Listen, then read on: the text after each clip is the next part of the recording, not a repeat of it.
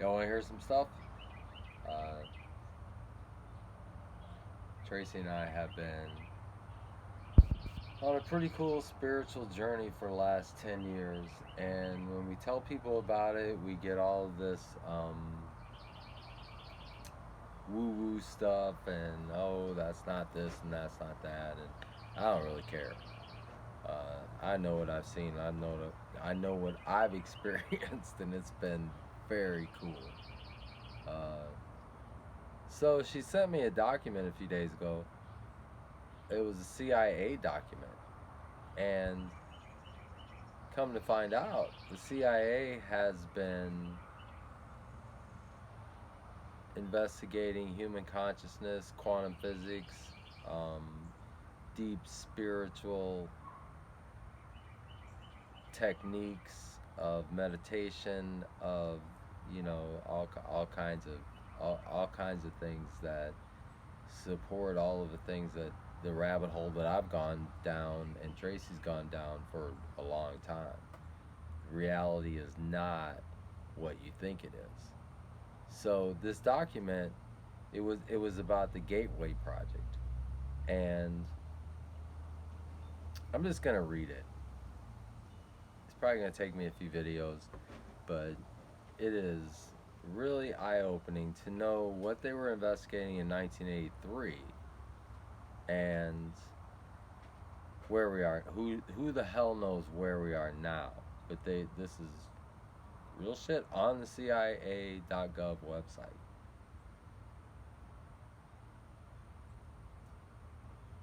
This is from. It was approved for release in 2003, September 10th. Department of the Army, U.S. Army Operational Group, U.S. Army Intelligence and Security Command, Fort George G. Meade, Maryland. Um, Analysis and assessment of the Gateway process. Number one, you tasked me. This is from. This is to the commander of the U.S. Army Operational Group. One, you tasked me to provide an assessment of the Gateway experience in terms of its mechanics and ultimate practicality. As I set out to fulfill that task, it soon became clear in order to assess the validity and practicality of the process, I need to do enough supporting research and analysis to fully understand how and why the process works. Frankly, sir, that proved to be an extremely involved and difficult business.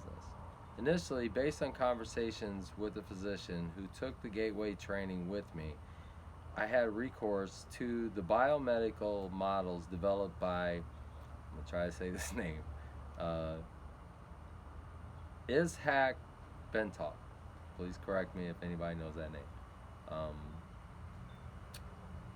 to obtain information concerning the physical aspects of the process. Then I found it necessary to delve into various sources for information concerning quantum mechanics in order to be able to describe the nature and functioning of human consciousness. This was a top secret deal that they were doing. Anyway, I had to be able to construct a scientifically valid and reasonable lucid model of how consciousness functions under the influence of the brain hemisphere synchronization techniques employed by Gateway.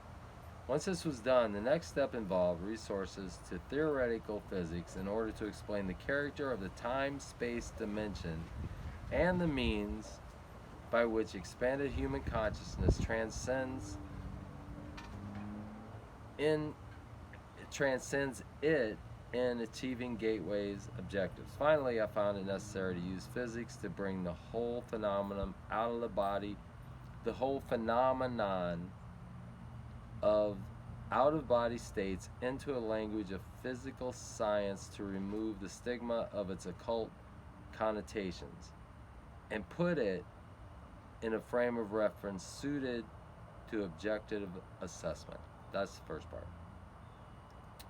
Number 2, I began the narratives by briefly profiling the fundamental biomedical factors affecting such related techniques as hypnosis, biofeedback, and transcendental meditation, so that their objectives and mode of functioning could be compared in the radar's mind with the gateway experience as the model of its underlying mechanics was developed. Additionally, the introductory material is useful in supporting the conclusions of the paper. I indicate that at times these related techniques may provide useful entry points to accelerate movement into the gateway experience. Gotta get better at this reading stuff. Number 3, it talks about Niels Bohr, quantum physics. Anybody knows anything about that? Niels Bohr, the renowned physicist who responded to his son's complaints about the obtuse nature of certain concepts in physics by saying, "You are not thinking. You are merely being logical." The physics of altered human consciousness deals with some conceptualizations that are not easily grasped or visualized exclusively in the context of ordinary left brain linear thinking. So, to borrow Dr. Bohr's mode of expression, parts of this paper require not only logic, but a touch of right brain intuitive insight to achieve a complete, comfortable grasp of the concepts involved. Nevertheless, once that is done, I'm confident that their construction and application will stand up to the test of rational critique. Number 4, paradoxically, having gone to such great lengths to avoid trying to render judgments based on an occult or dogmatic frame of reference, in the end, I found it necessary to return, at most briefly, to the question of the impact of the gateway experience on common belief systems. I did so because although it was essential to avoid attempting to render an assessment of the context of such systems, I felt that it was necessary, after having completed the analysis, to point out that the resulting conclusions do not do any violence to the fundamental mainstream of either Eastern or Western belief systems. Unless that point is clearly established, the danger exists that some people will reject the whole concept of the gateway experience in the mistaken belief that it contradicts and is therefore alien to all that they hold to be right and true. Number 5, this study is certainly not designed to be the last word on the subject, but I hope that the validity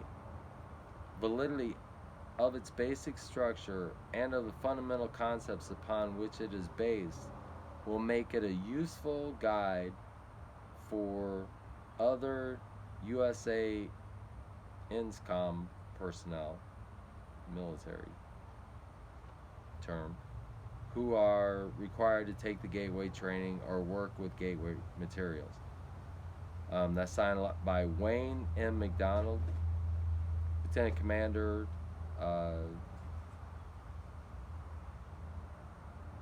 in the Army. So he was the guy that ran the whole study. Anyway, I'm gonna do it. Next video will be part 2, and it will start out with the gateway experience, brain hemisphere synchronization and perspective, and it goes on and on, and it's deep stuff. So stay tuned. Love y'all.